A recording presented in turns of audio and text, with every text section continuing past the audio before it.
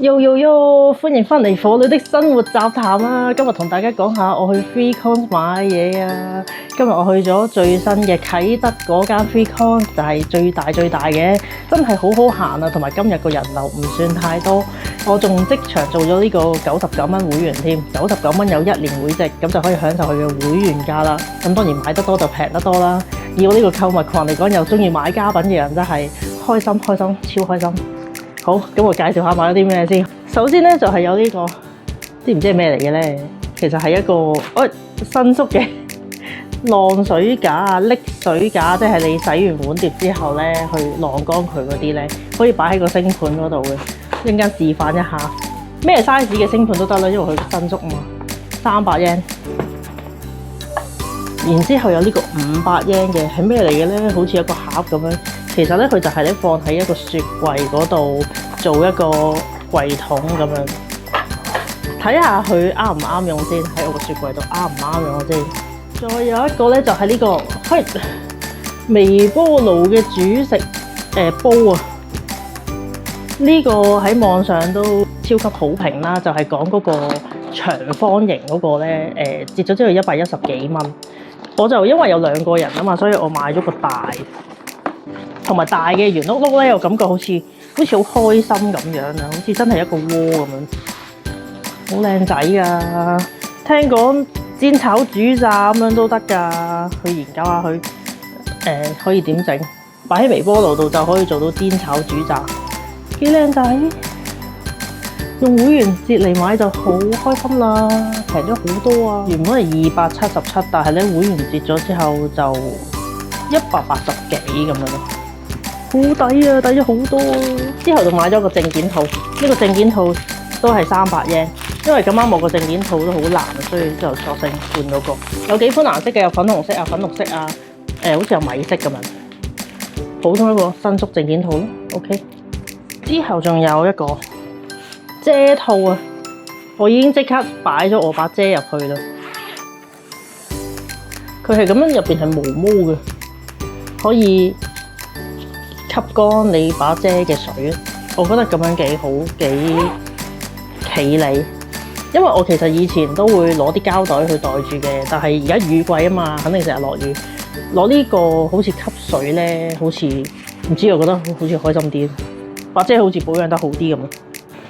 之後就係2個唔等使嘅嘢啦，我已經好忍手啦，因為佢有好多首飾㗎，買咗一條頸鏈同埋一粒耳環啊！記唔記得上集咧，我有一個免費嘅吊墜啊？我想即刻試下我個吊墜 work 唔 work 啊！呢條就係嗰條鏈啦，跟住咧呢個就係我個吊墜啊！上期有 show 出嚟，好正。你睇下佢個牌寫住 stainless 啊，睇唔睇到？特登買呢個不鏽鋼，因為如果佢會生鏽就好唔襟，尤其是我哋呢啲咁大汗，香港又咁熱，所以都 stainless 會開心啲。個色基本上就覺得係 match 嘅。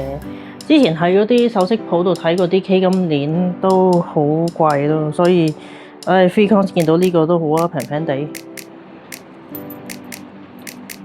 希望唔會咁快變色啦。我 concern 佢嗰個長度夠唔夠 ？OK。可以，好，跟住咧試埋呢個新買嘅耳環先。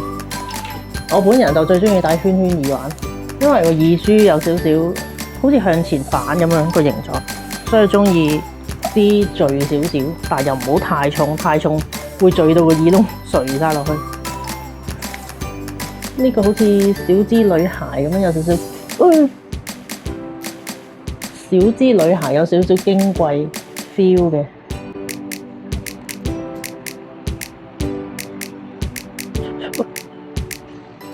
好難戴喎呢隻耳環，300 yen，係咪我隻耳珠太大？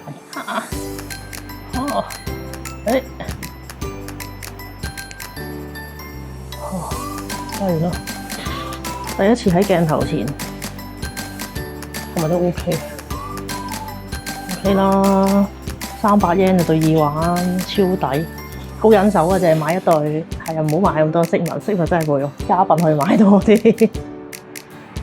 好，以上就係咁多啦，睇埋嗰啲籃啊，同埋呢個盒嘅用處係點樣就 OK 啦。你可以拉開啲。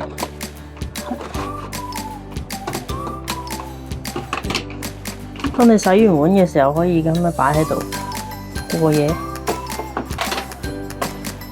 係咯，到時就咁晾啲碗碟上去咯，咁樣反轉晾。OK， 呢個300 yen 合理。再嚟就係呢個雪櫃嘅櫃桶仔啦。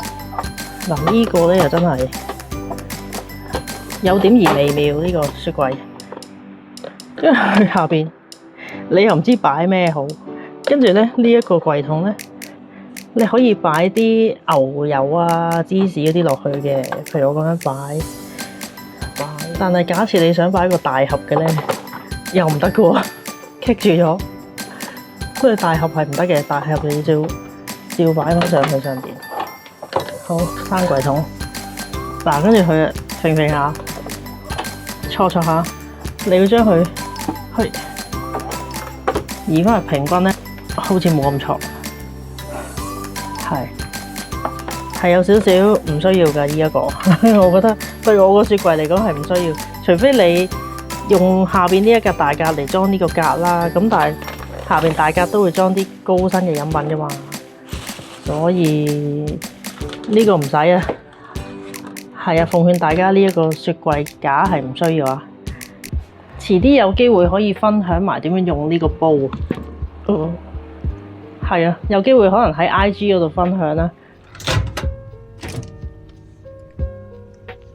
哇！咁快就撕埋呢個煲，冇手拎啊！等我一陣，攞佢嚟叮熟。哇！15分鐘蒸熟米，好香，掂啊！下條片再見啦，我哋多謝收看，拜拜。